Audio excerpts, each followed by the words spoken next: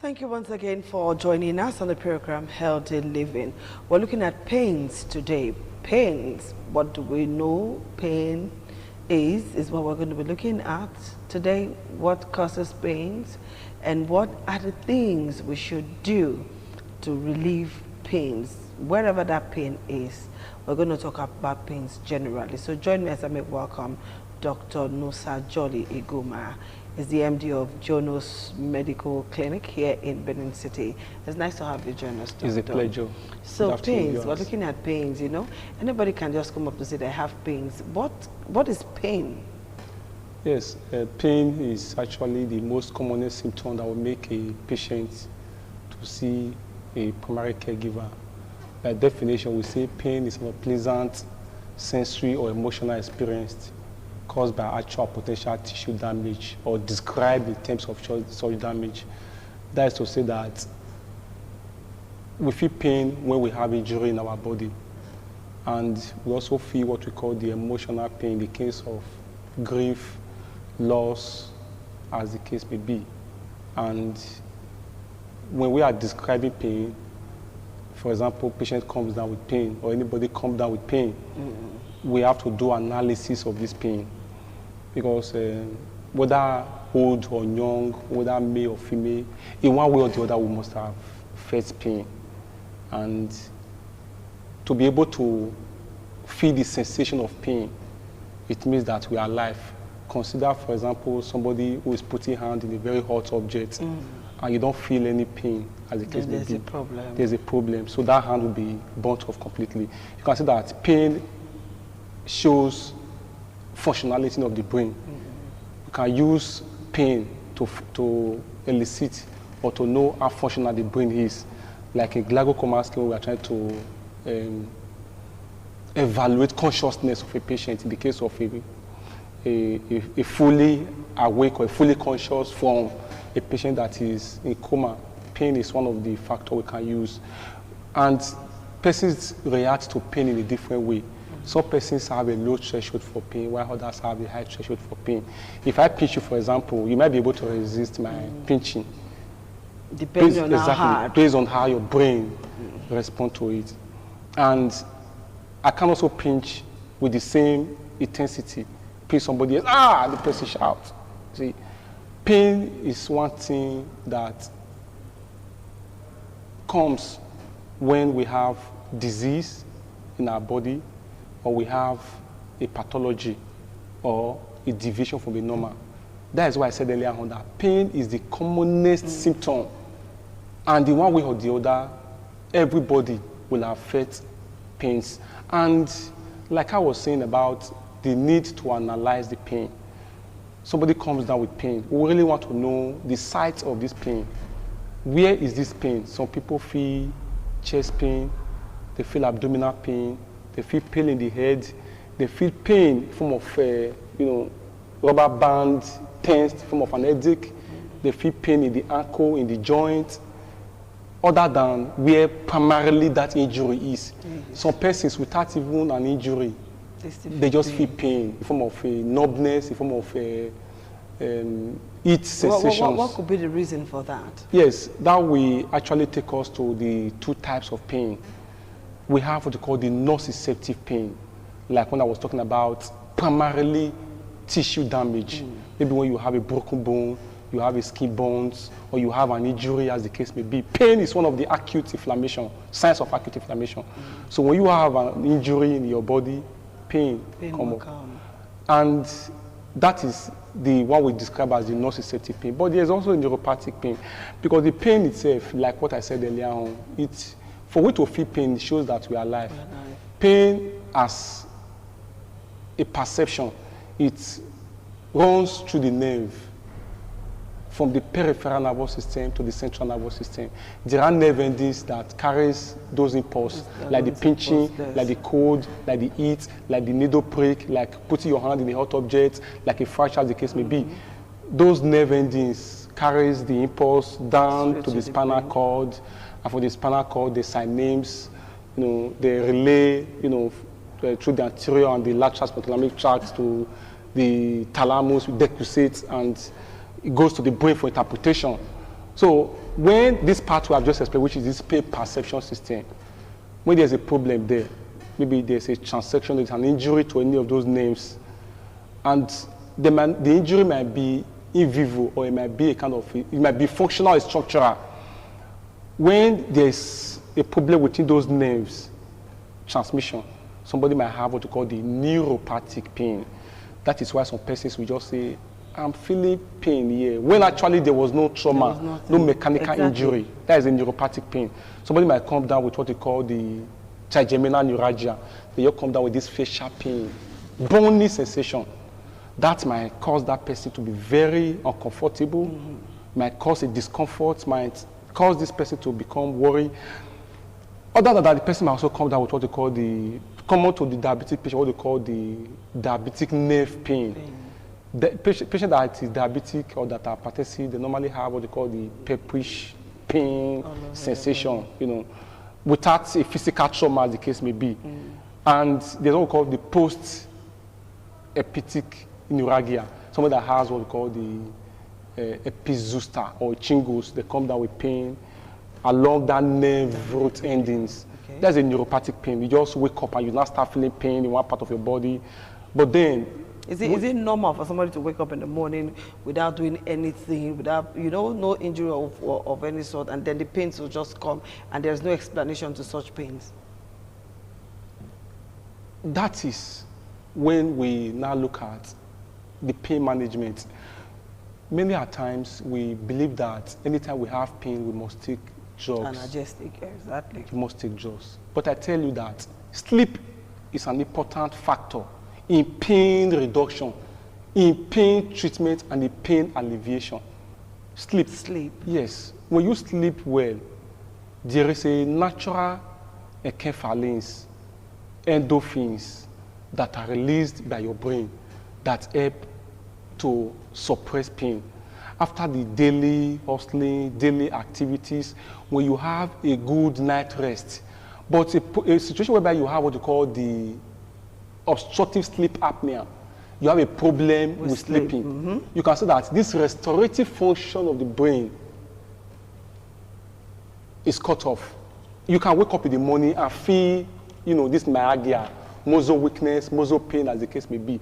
Because when you sleep, as I said earlier on, has a way of, you know, releasing these endorphins that can help to, you know, suppress pain. There is a part of the brain that is referred to as the analgesic system, like the Ralph Magnus nucleus, the spinal cord, the reticularis parigantocellularis, the periaqueductal green nucleus. Those secrete those substances I'm talking about, and they help to suppress pain. So that is why at any point in time, maybe you feel pain before you go to bed. You wake up in the morning and you feel strong. But when you don't have a good night's rest or a good night's sleep, you can see that you can wake up in the morning and you still be having pain.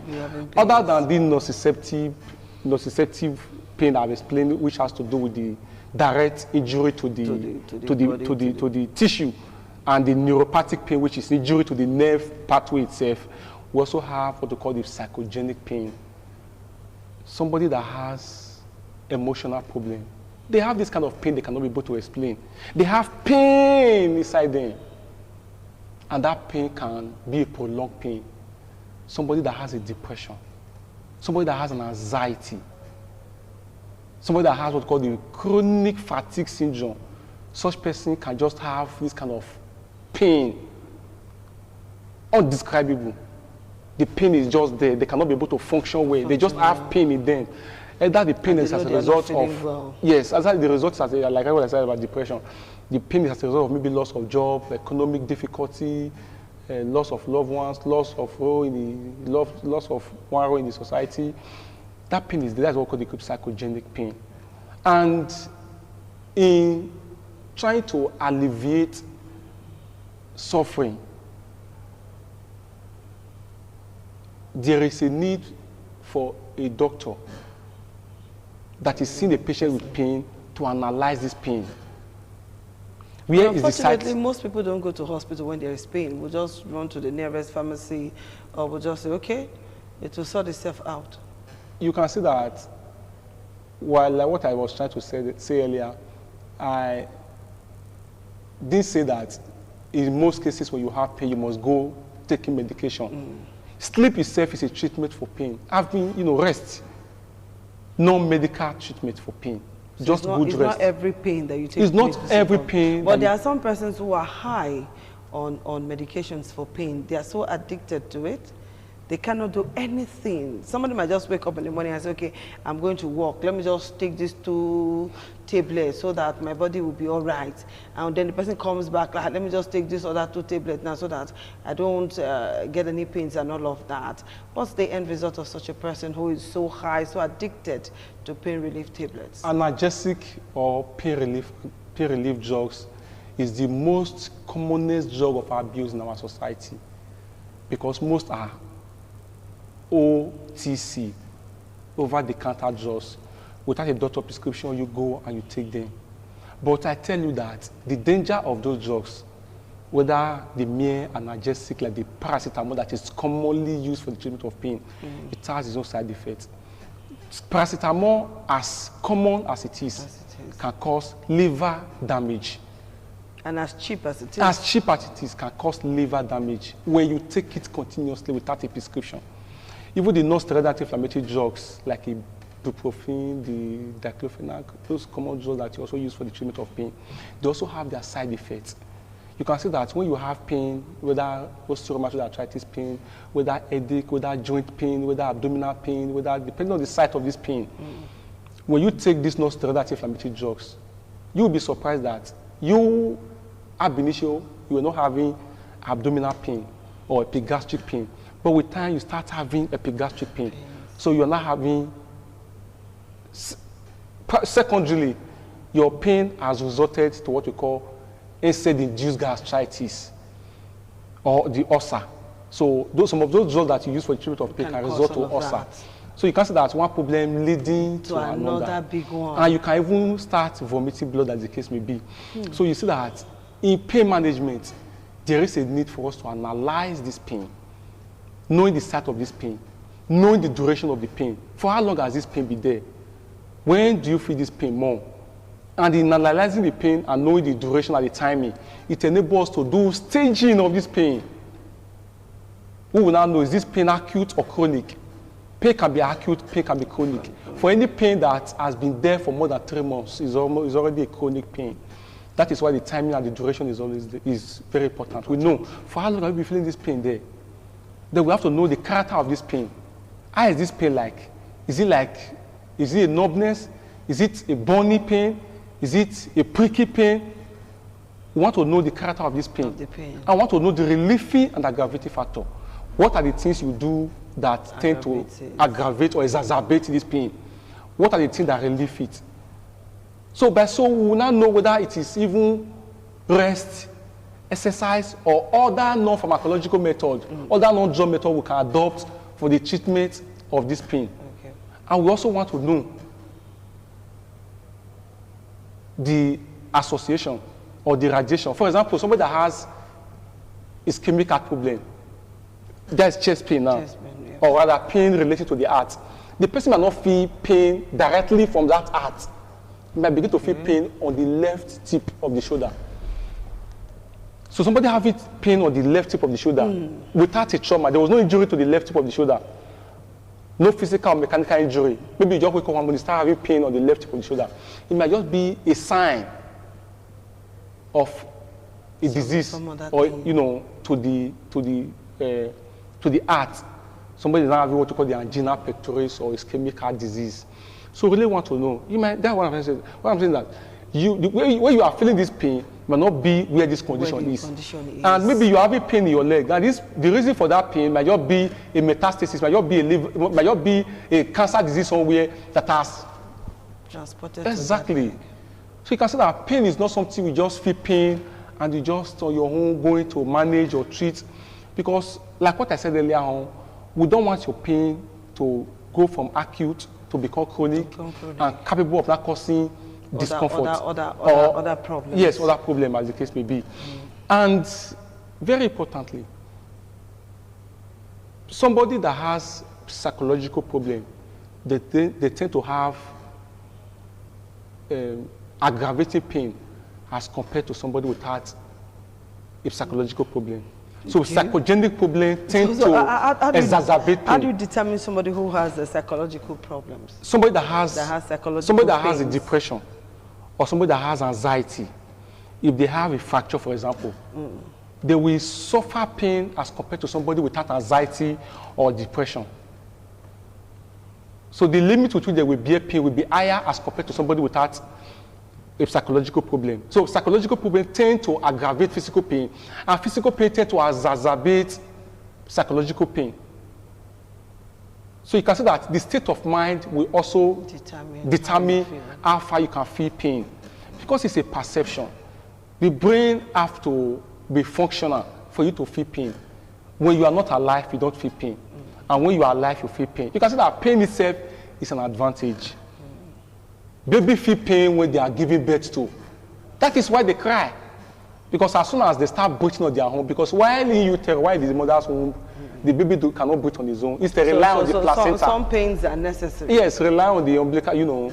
But when the baby cries because of the pain they feel while they're taking the first breath, it's a joy. The end result of pain might also be mortality or death. Okay. You are feeling pain in your abdomen. There are many organs there that would have caused the pain. Either the stomach, either the liver, either the kidney, either the spleen, either the colon. There's so many things in the stomach that can cause or even the appendix. So when you are having pain on your right lower region of your abdomen, and you just neglect this pain, it might just be an appendix pain, and this appendix might rupture and pour its content into the peritoneum. And that will be fatal. That might be very fatal.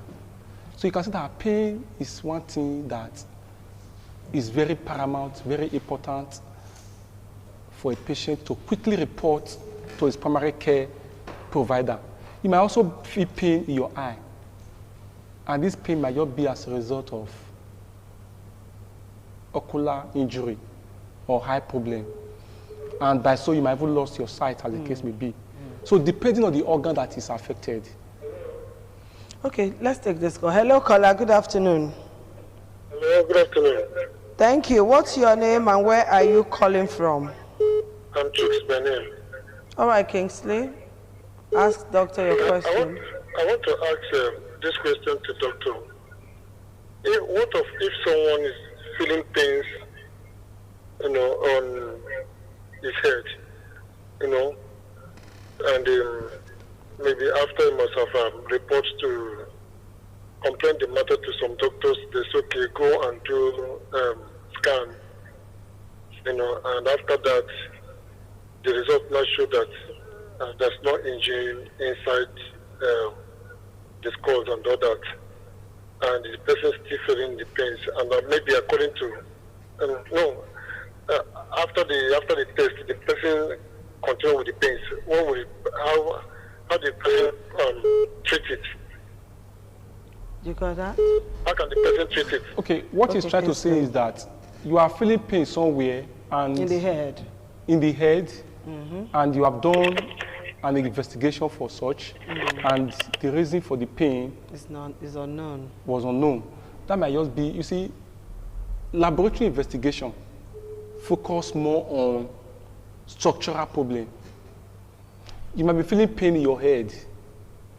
If you do an MRI or you do an X-ray, it's only when there is a fracture or there's an infection in the sinus, as the case may be, that is when you will get a positive report for the cause of the pain from that investigation. But if it was a functional problem, functional as in the nerves has an injury, like when I spoke about neuropathic pain, you might not even get anything. Such pain will now be treated based on clinical information. So it's not in most cases that the cause of pain must be evaluated with laboratory investigation. Just history taking, we can get a diagnosis and know how to treat the pain proper. For example, somebody that is coming down with abdominal pain, certainly we have to do an ultrasound scan to know the organ that is affected, other than knowing the sites. If somebody is having pain maybe on the in between the two breasts, for example, and the pain tends to come up at the early hour of the day, and the pain radiates to the back, and the pain is more when the patient has not eaten, and they get relief when the patient has eaten. So we're already taking up peptic ulcer disease. So you can see that with the history, we already know where we are pointing at. Okay. But that's also that we cannot do other invasive or non-invasive investigation to know the cause of the pain. Okay. Like the endoscopy, as in the case of the pathology or disease affecting the stomach. So what about in the case of the head that this caller talked about? Yes, we can do a skull X-ray. We can also do a CT scan. Maybe there's a nerve compression, as the case may be. Okay. So the CT scan actually will tell us what is wrong there. But the CT scan can also tell us the condition is normal. Like when I spoke about the tic douloureux, when I spoke about trigeminal neuralgia, somebody has pain, you know, all over the face, the head down. You might do an ultrasound, you might do an MRI or a CT scan, as the case may be. You will not get anything. But these are classical diagnoses that are made from good clinical assessment, because there's a neuropathic pain because of the nerve injury. Okay, caller, I hope you will take your investigation further, do maybe a CT scan so that you'll be very sure of what is really happening. Hello, caller, good afternoon. Hello, the phone number is right there on your screen, 052-290-573. Give the doctor a call and let us see how you can be helped. We're talking about pains. Hello, caller, good afternoon. Hello? All right, Doc, we've talked about the... Hello, good afternoon. Good afternoon. Please tell us your name, where you're calling from, and ask your question. My name is Daniel, and I'm calling from Sakumba Road. All right, Daniel, welcome to the program. Yeah, I want to ask the doctor, I'm feeling some pain in my ankle, my left ankle, and my left wrist. Left ankle, left wrist. And my right ankle, I'm feeling pain. At times when I want to walk, I want to put the leg on the ground. Something will shock me. I'm feeling pain, but I'm decided I don't like taking drugs. So I said, let me ask the doctor. Okay. Like the pain you are feeling in your ankle, it's my... Yes, my right ankle. Your right ankle. And there was no trauma. It's not that maybe you had a physical mechanical injury. Maybe you hit your leg on something. The pain just came up on its own. Okay. It came up on its own. Well, there is a need for you to see a doctor, but differential diagnosis, what I'm suspecting that it could be, might just be a gout arthritis. Gout. However, proper evaluation will tell us exactly what it is. Even arthritis could also be responsible for that pain you are feeling in your ankle. Okay. But see a doctor for proper evaluation. 052-290-573 is the number. Hello, caller. And when you're calling, please reduce the audio level on your television set or move away completely from where your TV is so that we can hear each other. Right, 052-290-573. Give the doctor a call. Hello, caller. Hello. All right, Doc, while we're waiting for more calls, if you reduce the audio level on your television set, we'll be able to talk. So while we're waiting for more calls, let's look at treatment for pains, treatment and management for pains. Yes. And in managing all of this, can it be permanent, or you manage for some time and then there's always a reoccurrence? Yes, it depends on the pains. Okay, you answer that question. Hello, caller. Good afternoon. Yeah, this is Dr. calling from Lagos. Oh, thank you for joining us. Okay. I just want to ask, what can somebody use for a consistent headache? What can somebody use? For a consistent headache. For consistent headache? Yes. Okay, you know what? I'm going to call out a number after this, as we're rounding off this program. We do not talk about drugs on air. We don't talk about medicine on air. So you're just going to hold on till almost the end of the program. We'll call out a number. Immediately after the program, call that number. We'll be able to talk to you, okay? All right, you're welcome. 052290-573 is the number. Give us a call. Talk about the pains you're having, okay? There's nothing to be ashamed of. Hello, good afternoon. Hello, good afternoon. Yeah, who am I speaking with, please? I've called before. Okay. I still want to ask, based on after the result must have come out from that X-ray. Yes. You know, yes. Then, according to one of the doctors, said that after setting and done of everything, that the place was normal, nothing happened to it. That they think that maybe where I have a problem is between the tissue and the skin. Okay. You know, and for that, they went ahead to ask me if I use my head to carry something or something like that. Then I told them that at that period I used my head to carry some things. Okay. Then they asked me how heavy. I said it was actually heavy, but not too much. You know, so they say that it is what they see, that my score was okay.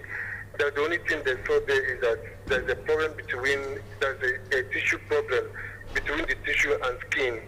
And when they not give me prescription, the medicine, the drugs I got, somebody was like asking me if I have something like ulcer, that it could be that I have this ulcer problem over there or something like that. So I want to, but after taking the medicine and all that, I'm still feeling some minor pains there at the same point, you know. So I don't know the next actions I should take now. Okay. All right, don't worry. Just stay on the program, okay? I'm also going to call out a number. Call that number and then we'll do a follow-up with you, okay? To see how you can get relief from that pain. All right, doctor, we're going to talk about treating a management for pains, but before then, let's quickly answer some of these text messages that came in. Somebody's asking what the implication of taking pain medicines if one has pain. What is the implication of taking medications during pain? That's one. And then, how is it possible for doctors to kill pains during surgery? Then the last one is, can pain disappear on its own? So let's take it one after the other. Yes, what is the implication of taking drugs or pain medicines when one has pain? The implication is, the truth of the matter is, all drugs are poison. And that depends on how you take them. Because drugs is pharmacokinetics and pharmacodynamics. It has to be metabolized and excreted from the body. And when you take those drugs excessively, you might be overloading the liver that is metabolizing and also destroying your kidney that is going to excrete it. So when you take pain drugs excessively, like what I spoke about, you might be damaging your liver, as in the case of even common paracetamol. The non-steroidal anti-inflammatory drug, you might be injuring even your stomach and your GIT, as the case may be. So even if you are to take drugs for the treatment for pain, the truth of the matter is that symptomatic treatment for pain is the commonest thing that we adopt in this part of the world. We feel pain in any part of our body, we just take pain relief, believe that it will go on its own. But something is responsible for the pain. Treating the cause of the pain, we actually let the pain go. Pain is an inflammation. There probably is there's damage to a tissue or to a nerve that is responsible for that pain.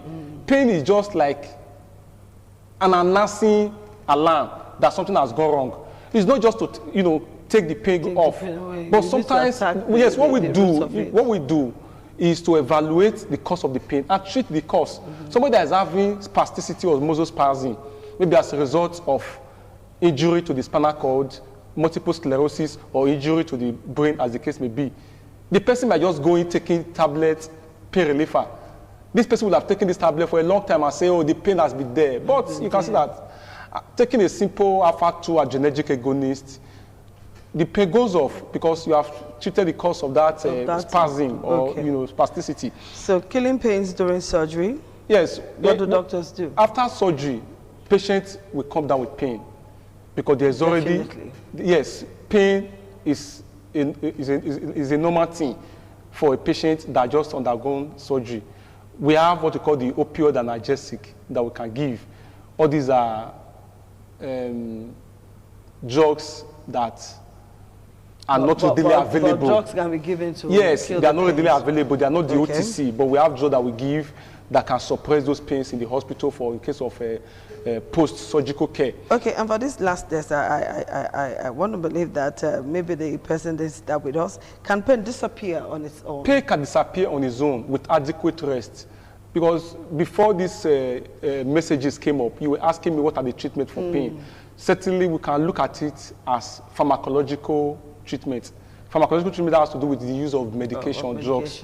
Whether we use the common analgesic, paracetamol, or the non-steroidal anti-inflammatory, you know, as a form of symptomatic pain relief. And also, there's what we call the non-pharmacological or non-drugs method, the psychological method. That includes the psychotherapy, the hypnosis. This involves, you know, cognitive behavioral therapy. There's a way you can be conditioned to say, don't worry, just relax, you know, this pain will go on its own. It's just, that's the psychological aspect. The hypnotherapy, you know, we act on your psyche, just like some pastors do in the church. You have been feeling pain there, they take, you know, you feel disabled. They just pull you from the chair and say, walk with me, walk with me, walk with me. You believe they have acted on your psychology, on your psyche. That is the hypnotherapy, the psych aspect of it. You know, sometimes you get relief from that kind of pain, especially when the pain has caused disability, discomfort, and you have been using, you know, maybe aids to walk, exactly, to walk, or you have been sitting on a wheelchair to say, oh, this is my knees, this is my leg, I've not been able to walk. You know, somebody just come and just, you know, act on you through hypnosis, act on your psyche, pull you from the chair, and so you are able to move one or two legs. All these are non-medical, all those are non-pharmacological methods, which is the psychological method. Not only that, we also have what we call the physical method. For example, we have what we call the acupuncture. So these are specialized areas with which they use needle to, you know, touch some specific area of the body. We have the transcutaneous electric nerve stimulation also. They use needle to touch some part of your body as a way of you releasing an endorphin or a enkephalin from the part of your brain, which also help to suppresses pain. Like when I was talking about sleep. When you sleep, your brain, your analgesic system. So sleep is very, very important, yes, because the brain, like I said earlier on, has an analgesic system which secretes the enkephalin and the endorphins, which are pain suppressing agents. When they do this stimulation, which is the physical method of acupuncture and the transcutaneous electrical nerve stimulation, you know, it also helps to release those pain suppressing agents from the brain. As we round off now, because time is not our friend. Physiotherapy too is also an important method where they stimulate your nerves. They do cold application or ice application. That is why sometimes when you feel pain in your knees or your joints, there's something that you apply there. Either what you apply will not cause warmness or coldness. All these are ways with which we reduce pain, you know, in form of physiotherapy, through massaging, through exercise, through rest. You know, all these are no drug treatments. Yes.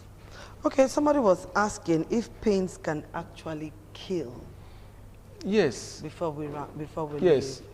Depending on the cause of the pain.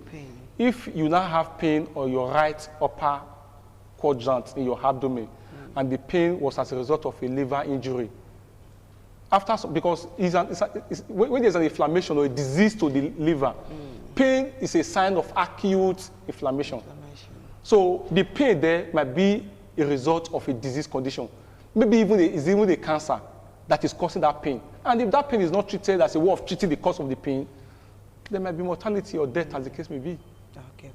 All right, people, for those I made a promise to that I'll call out a number because time is not our friend anymore. So if you call this number 080-3472-1750, the number again is 080-3472-1750. If you call this number, we will be able to respond to you immediately, particularly the young man with the pain in the head who has gone through some examination already. So call us and we will take up your matter. 08034721750. So today we talked about pain, and hopefully you'll be able to like manage it somehow without adding to your problems by taking pain relief medicine. Doctor did say that this medicine, when you're high on it, can actually kill you. It will poison you one way or the other, and then you may just lose your life. We want you alive, okay? So you have to put a stop to indiscriminate use of pain relief products. Not just that. Some have the sport drinks. There are a lot of sport drinks everywhere. And then you see a lot of young men using some very strong analgesic and these sport drinks together. Yes. That is the problem. Briefly, doctor, because time is not our friend. That is actually the problem in medical care in this part of the world. Thank you. I tell you that pain relief drug is the most commonest drug of abuse. When you go to market, go to the bus stop, you see some persons. Some people will mix and it most with of those drugs they sell is pain. You know, this can reduce your waist pain, this can reduce your shoulder pain.